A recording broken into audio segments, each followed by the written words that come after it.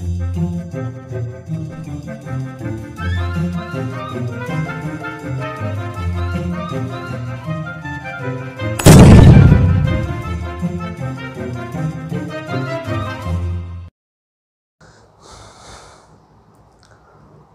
Students, this is Manish Pareek in front of you. Students, आज हम class 12th के chemical kinetics पे नेक्स्ट बात करेंगे। प्रीवियस क्लास में हमने बात किया था, हमने रेट ऑफ रिएक्शन की बात की थी, तो उसमें हमने एवरेज रेट और इंस्टेंटेनियस की बात कर ली थी। अब जो हम बात करेंगे factor affecting the rate of reaction. तो आज हमारा जो टॉपिक रहेगा वो रहेगा factor affecting the rate of reaction. कौन कौन से ऐसे फैक्टर हैं जिन पे रेट ऑफ रिएक्शन डिपेंड करती है।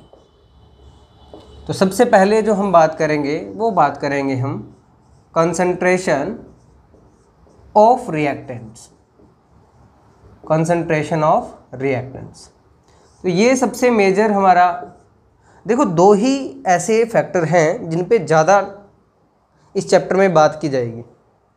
एक तो हमारा ये कंसंट्रेशन ऑफ रिएक्टेंट्स, सेकंड बात करेंगे हम टेम्परेचर पे। ये दो बहुत बड़े ऐसे फैक्टर्स हैं जो किसी भी रेट ऑफ रिएक्शन को अफेक्ट करते हैं। हालांकि और भी हम पढ़ेंगे इसमें, लेकिन मेजर हमारे ये दो होते हैं। तो पहला हम बात करते हैं कंसंट्रेशन ऑफ रिएक्टेंट्स पे। तो मैं बात बता दूं आपको स्टूडेंट्स कि जो रेट ऑफ रिएक्शन है वो डायरेक्टली प्रोपोर्शनल होती है किसके? कंसंट्रेशन ऑफ रिएक्टेंट्स के। क्या होगी? डायरेक्टली प्रोपोर्शनल, यानी कि जितनी कंसंट्रेशन ज़्यादा होगी उतना ही रेट ऑफ रिएक्शन क्या होगा? हमारे पास ज़्यादा होगा। मैंने कल आपको एक ग्राफ भी बताया था।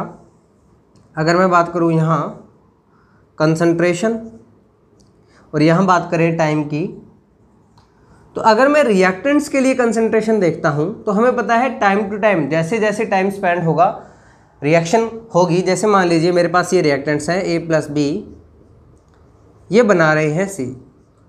तो शुरुआत में हमें पता है A+B रिएक्शन, अगर हम टाइम 0 की बात करें, t=0 की बात करूं, दैट मीन्स बहुत इनिशियल स्टेज पर C तो हमारे पास बनेगा ही नहीं, प्रोडक्ट तो बनेगा ही नहीं। हमारे पास शुरुआत में क्या होगा? सिर्फ A और B, दैट मीन्स रिएक्टेंट होगा।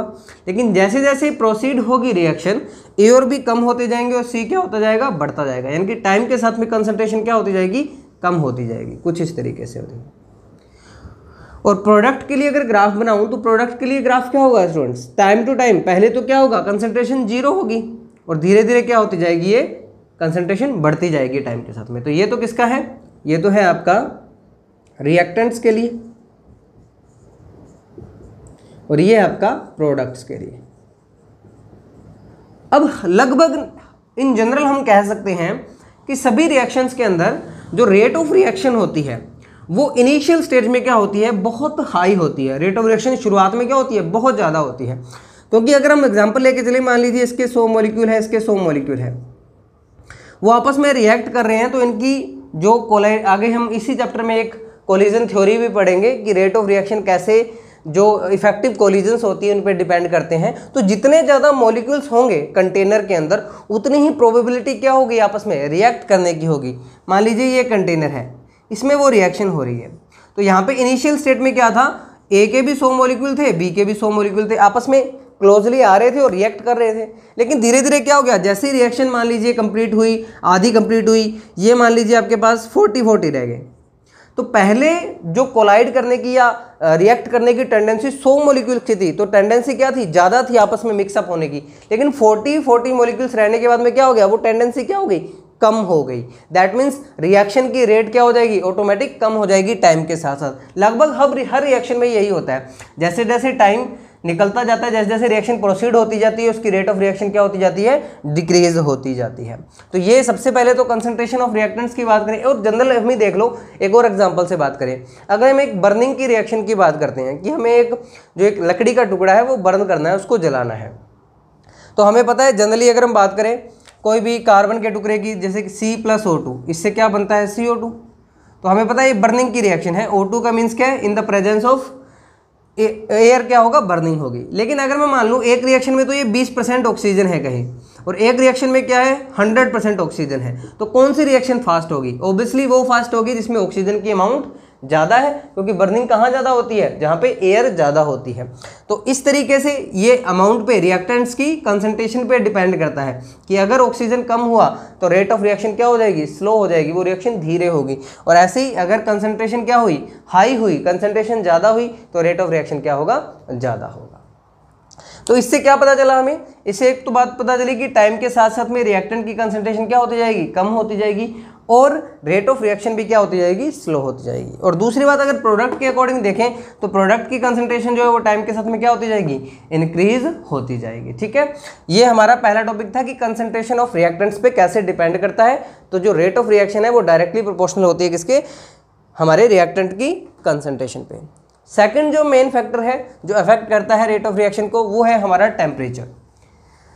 तो जनरली कहा जाता है कि टेम्परेचर जो है वो ऑलवेज बढ़ाने पर, टेम्परेचर जितना ज़्यादा होगा रेट ऑफ रिएक्शन भी उतनी ही ज़्यादा होगी, चाहे वो रिएक्शन एक्सोथर्मिक हो या फिर एंडोथर्मिक। इन जनरल ये बात बोली जाती है। तो सेकंड जो फैक्टर है हमारा वो क्या है, टेम्परेचर।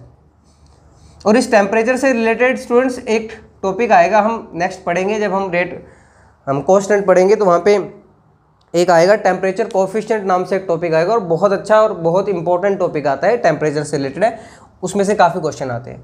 तो टेम्परेचर की अगर बात करूँ तो सेम जैसे कंसंट्रेशन पे क्या होता था, कंसंट्रेशन बढ़ाने पे हमेशा क्या होती है, रिएक्शन की जो रेट है वो इंक्रीज होती है, वैसे ही यहाँ पे टेम्परेचर के भी क्या होता है, जो ROR है हमारा वो डायरेक्टली प्रोपोर्शनल होता है किसके, टेम्परेचर के। जितना टेम्परेचर इंक्रीज करोगे उतना रेट ऑफ रिएक्शन क्या होगी, इंक्रीज होगी, चाहे कोई भी रिएक्शन हो, चाहे वो एक्सोथर्मिक हो या फिर एंडोथर्मिक हो।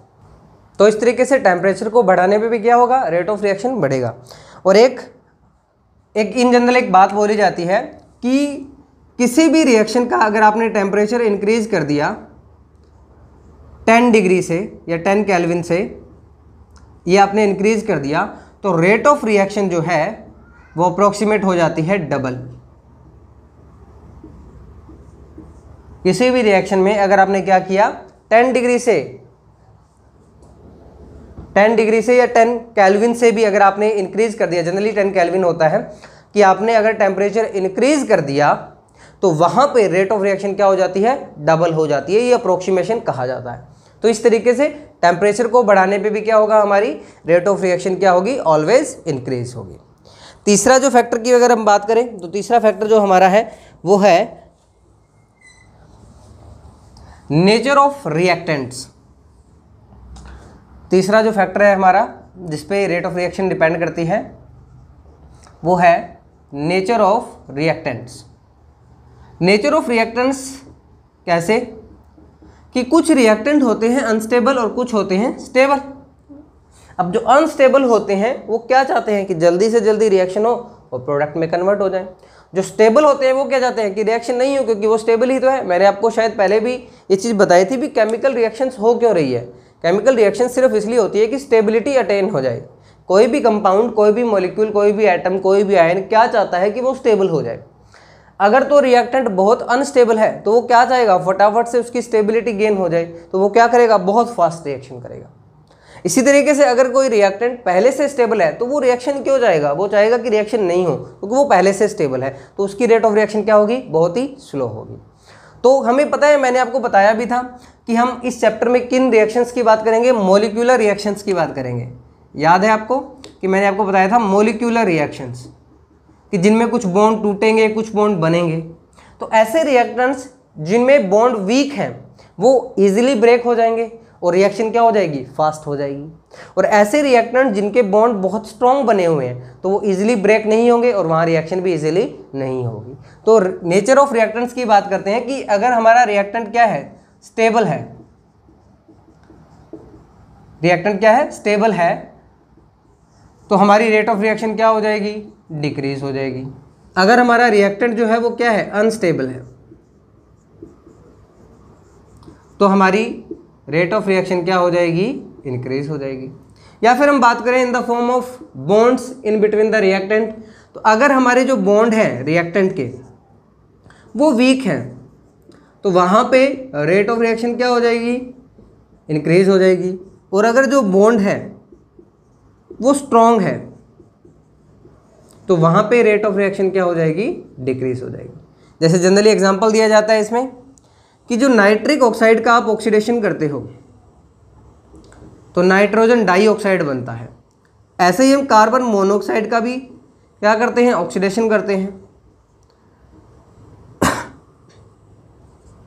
तो ये रिएक्शन है ये बहुत फास्ट होती है और ये रिएक्शन है ये बहुत स्लो होती है, क्योंकि नाइट्रिक ऑक्साइड खुद में क्या है, अनस्टेबल है, तो वो ऑक्सीडेशन जल्दी करता है। कार्बन मोनोऑक्साइड क्या है, बहुत हाईली स्टेबल है, इसलिए ये ऑक्सीडेशन बहुत धीरे करता है, इसलिए ये रिएक्शन क्या होती है, फास्ट होती है। यहाँ रेट ऑफ रिएक्शन क्या होता है, ज़्यादा होता है, और यहाँ रेट ऑफ रिएक्शन क्या होता है, कम होता है। तो ये तीसरा हमने पढ़ा जो फैक्टर था क्या, नेचर ऑफ रिएक्टेंट्स। अब हमारा नेक्स्ट जो फैक्टर है वो हमारा फैक्टर है presence of catalyst. Presence of catalyst, आपको पता होगा कैटलिस्ट क्या होता है, एक ऐसा सब्सटेंस जो क्या करता है, इन्फ्लुएंस करता है रेट ऑफ रिएक्शन को, रिएक्शन की रेट को क्या कर देता है, चेंज कर देता है, और खुद क्या रहता है, अनइफेक्टेड रहता है। तो हम यह बात करते हैं। नेक्स्ट जो फोर्थ हमारा टॉपिक है वो क्या है, presence of catalyst.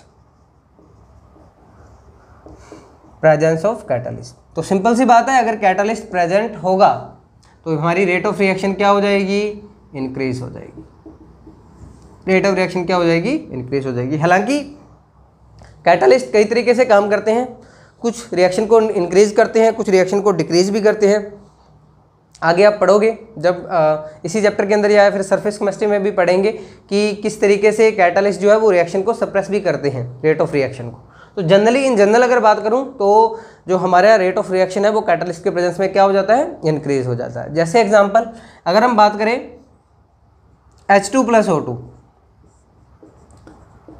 Change to 2H2O, ये रिएक्शन है। ये रिएक्शन अगर नॉर्मल कराओगे बिना कैटलिस्ट की प्रेजेंस में तो बहुत टाइम लगेगा, इवन ईयर्स भी लग सकते हैं इस रिएक्शन के अंदर। लेकिन यहाँ पे क्या करवा दिया जाए, इलेक्ट्रोड लगा दिया जाए, Pt प्लैटिनम का इलेक्ट्रोड लगा दिया जाए, तब ये रिएक्शन क्या हो जाती है, जल्दी हो जाती है हमारी। तब ये रिएक्शन क्या होती है, फास्ट होती है कैटलिस्ट की प्रेजेंस में।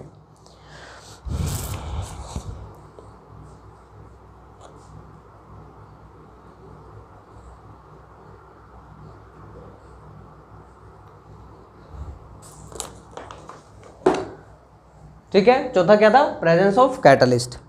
फिफ्थ जो हमारा फैक्टर है वो है हमारा सरफेस एरिया ऑफ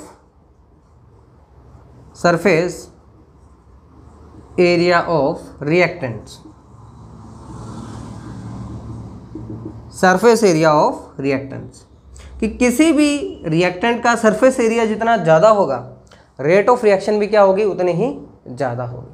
जैसे बर्निंग की हम बात करें कि आपको एक लकड़ी का टुकड़ा दे दिया जाए, इतना बड़ा टुकड़ा दे दिया जाए, बहुत बड़ा टुकड़ा, और उसका को है कि बर्निंग की जाए, उसको जलाया जाए, उसके जलने की स्पीड, और उसी लकड़े के टुकड़े को आप छोटे छोटे ब्लॉक्स में, छोटी छोटी चिप्स में डिवाइड कर ले और उसको जलाया जाए, तो कौन सा ज़्यादा जल्दी जलेगा। हमें पता है कि छोटे टुकड़े हैं जो वो जल्दी जल जाएंगे। क्यों, क्योंकि एक तो इतनी बड़ी चीज़ को जलाना, ये इतना बड़ा ब्लॉक है, इसको जलाना, तो इसके लिए सरफेस एरिया, इसके चारों तरफ जो है यहाँ पे ऑक्सीजन प्रेजेंट होगी और ये बर्निंग की रिएक्शन होगी।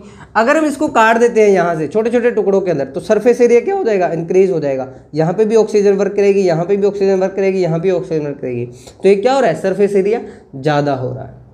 ऐसे ही अगर हम डिजोल्व के लिए बात करें कि आपने शुगर डिजोल्व करनी है मान लीजिए, तो एक तो इतना बड़ा टुकड़ा आपको शुगर का दे दीजिए, इसको डिजोल्व करो। एक बारीक बिल्कुल पीसेस में छोटे छोटे, जैसे चीनी आती है, शुगर आती है, उसको डिजोल्व करवाया जाए, तो कौन सी इजीली डिजोल्व होगी, छोटे पीसेस हैं। क्यों, क्योंकि उनका सरफेस एरिया ज़्यादा है।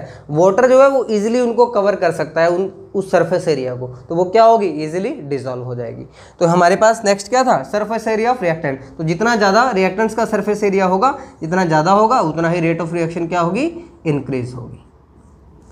ठीक है, ये मेन फैक्टर्स थे हमारे जो क्या करते हैं, किसी भी रेट ऑफ रिएक्शन को क्या करते हैं, इन्फ्लुएंस करते हैं, इफेक्ट करते हैं, और किस तरीके से करते हैं ये भी हमने बात की। अब हम इसके नेक्स्ट टॉपिक पे बात करते हैं। तो अभी हमने बात की थी कि factor affecting the rate of reaction. अब हम एक नेक्स्ट टर्म पे बात करते हैं जो इस चैप्टर के अंदर बहुत ही यूज आने वाली है, वो है law of mass action. Law of mass action, ये काफ़ी इस चैप्टर के अंदर काम आएगी टर्म हमारे, तो इसे अच्छे से समझना है कि क्या है लॉ ऑफ मास एक्शन। तो देखो लॉ ऑफ मास एक्शन है क्या, सिंपली रिलेशनशिप है किसका, रेट ऑफ रिएक्शन का और रिएक्टेंट्स की जो मोलर कंसंट्रेशन है उनका। तो है क्या, लॉ ऑफ मास एक्शन क्या है, एट एनी टेम्परेचर, अगर मैं बात करूं सिंपल, पहले मैं स्टेटमेंट की बात नहीं कर रहा, सिंपल है क्या ये, relation between rate of reaction and molar concentration of reactants. अब वो क्या रिलेशन है वो हम बात करते हैं कि law of action mass action क्या कहता है, at a given temperature,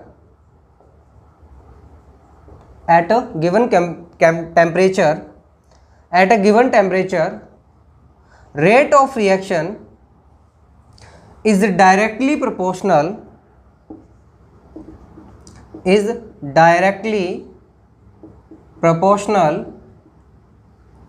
to the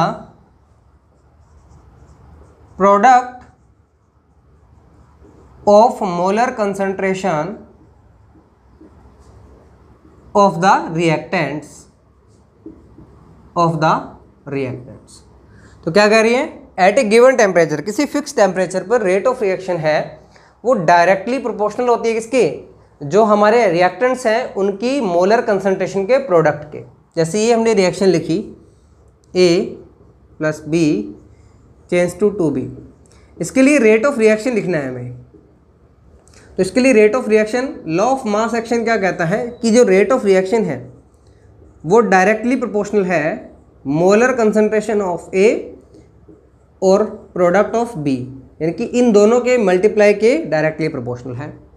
तो डायरेक्टली प्रोपोर्शनलिटी का साइन हटाएंगे तो हमारे पास एक कांस्टेंट आएगा KAB,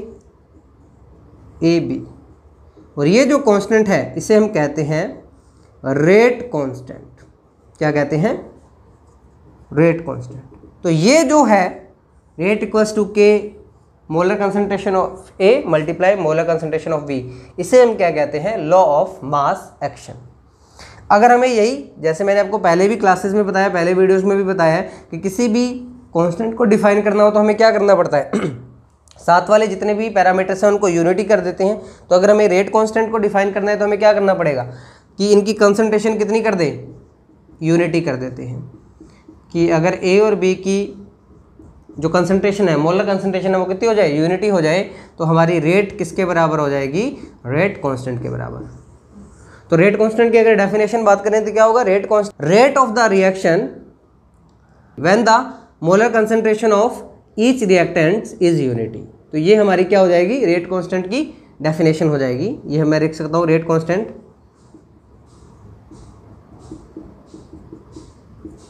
rate of reaction when the molar concentration of each reactant is unity। ठीक है। अब अगर हम बात करें रेट कांस्टेंट की, कि रेट कांस्टेंट की क्या क्या कैरेक्टरिस्टिक हैं, क्या क्या प्रॉपर्टीज हैं, तो इस पे बात करते हैं। Next, characteristic of rate constant.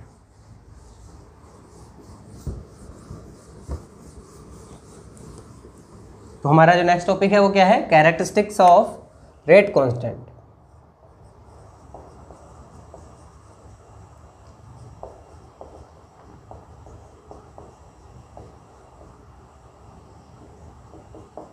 तो सबसे पहले रेट कांस्टेंट क्या होता है, eight fix temperature, eight fix temperature rate constant is fix for a reaction. Eight fix temperature rate constant is fix for a reaction, for a reaction, कि किसी reaction के लिए अगर कोई रिएक्शन कोई फिक्स टेम्परेचर पर हो रही है तो वहाँ पे रेट कांस्टेंट क्या होगा, हमेशा फिक्स होगा। सेकंड, कि रेट कांस्टेंट के जो है वेरीज विद टेम्परेचर,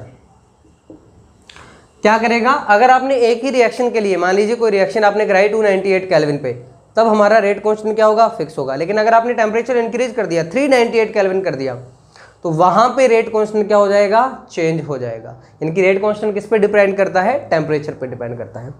और हमारे पास तीसरा जो है कि रेट कांस्टेंट होता है वो अलग अलग रिएक्शन के लिए क्या होगा, अलग अलग होगा।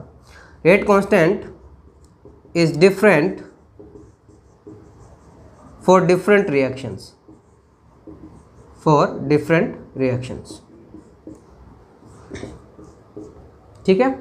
और होगा रेट कांस्टेंट क्या है हमारे पास, measure of rate of reaction है। तो अगर K की वैल्यू इंक्रीज कर रही है, वहाँ क्या होगा, रेट ऑफ रिएक्शन भी इंक्रीज करेगी। और कहीं अगर K की वैल्यू, रेट ऑफ कांस्टेंट की वैल्यू डिक्रीज कर रही है, तो वहाँ रेट ऑफ रिएक्शन भी क्या करेगी, डिक्रीज करेगी। तो K एक्चुअली है क्या, रेट कांस्टेंट है क्या, हमारा रेट ऑफ रिएक्शन का एक मेजरमेंट हो गया कि अगर किसी रिएक्शन में K क्या है, ज़्यादा है, रेट कांस्टेंट क्या है, हाई है, तो वहाँ पे रेट ऑफ रिएक्शन भी क्या होगी, हाई होगी। अगर कहीं K की वैल्यू क्या है, लो है, तो वहाँ रेट ऑफ रिएक्शन भी क्या होगी, लो होगी। तो ये आज हमने बात की वेक्टर इफेक्टिंग पे, लॉ ऑफ मास एक्शन पे और रेट कांस्टेंट पे। होप सो कि आपको ये समझ में आया होगा। अगर आपको ये वीडियो पसंद आई तो प्लीज़ लाइक कीजिए, शेयर कीजिए, सब्सक्राइब कीजिए। Thank you so much.